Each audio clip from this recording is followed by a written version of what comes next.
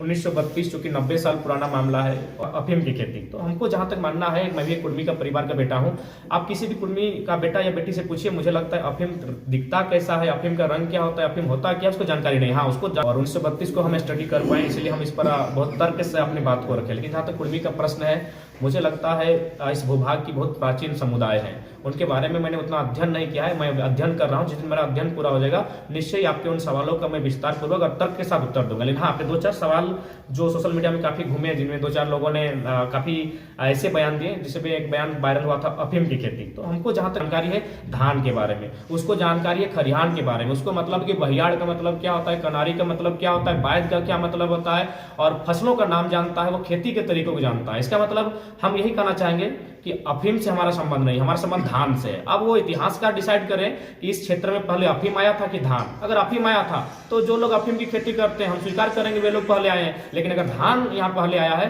तो फिर आपको मानना होगा कि धान का संबंध कुर्मी से। हमारे सभी पर्व त्योहार धान से संबंध रखते हैं। उतना ही नहीं, और एक विद्वान का बयान था कि हम लोग को अंग्रेज लेकर आए हैं। पहले मैं उनका सम्मान करते हुए उनकी बात का कटाक्ष करना चाहूंगा और अपने तर्क से उन पर करना चाहूंगा।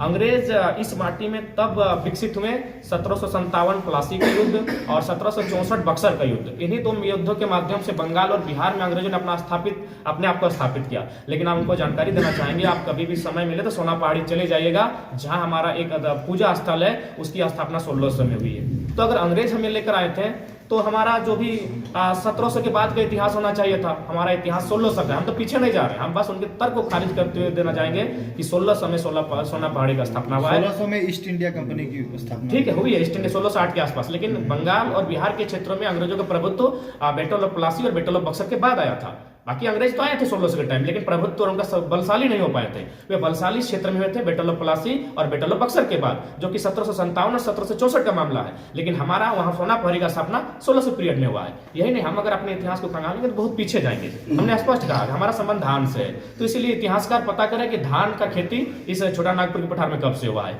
धान अगर नया है तो हम भी नए हैं, अगर धान पुराना है तो हम भी प्राचीन हैं। बैठे तो इन्हें बैठने का फुर्सत तो मिले, ये बैठ कहाँ रहे, ये तो गेतल डैम घूमने जा रहे हैं, तो ये तो एरोप्लेन अब मैंने 2 करोड़ का टेंडर निकाले हैं घूमने के लिए, मौज मस्ती करने के लिए। बैठकर अगर चिंतन करेंगे तो मुझे लगता है ये राज्य बहुत खूबसूरत राज्य है, ये राज्य वास्तव में खूबसूरत नजर आएगा। लेकिन इन्हें ज्यादा से ज्यादा किस प्रकार खनन करना है, ज्यादा से ज्यादा किस प्रकार रॉयल्टी लेनी है और केवल अपना पूंजी भरना है, उसी पर चर्चा कर रहे हैं। तो आज मेरा मानना है आज राज्य को एक बहुत गंभीर स्थिति में राज्य है और धड़ल्ले से बाहरी राज्यों के लोगों को यहाँ की नौकरियों को भी बेचा जा रहा है। अभी हम लोग पिपरवार गए थे सभा के लिए, जो कोलियरी क्षेत्र है, एशिया का सबसे बड़ा कोल माइंस वहां आता है। लेकिन वहां क्या कंडीशन है कि जिनकी जमीनें हैं उनकी जमीनों को मैंने गलत तरीके से अगला को रिप्रेजेंट किया जाता है और उनको नौकरी दी जाती है। जहां 99 साल का लीज था उसे 999 किया जा रहा है। तो आम व्यक्ति पूरी तरह से हताश है। राज्य की बात करें या देश की बात करें, पूरी तरह से चंद मुट्ठी भर लोगों के हाथों में देश की राज्य की सारी संपदा अधीन हो रही है। इसलिए आज आवश्यकता है एक ऐसे सोच की, एक ऐसे विचार की जो वास्तव में एक आम व्यक्ति तक लाभ हो। जो भगत सिंह ने भी कहा था, आजादी हम तो गौरव से छीन लेंगे,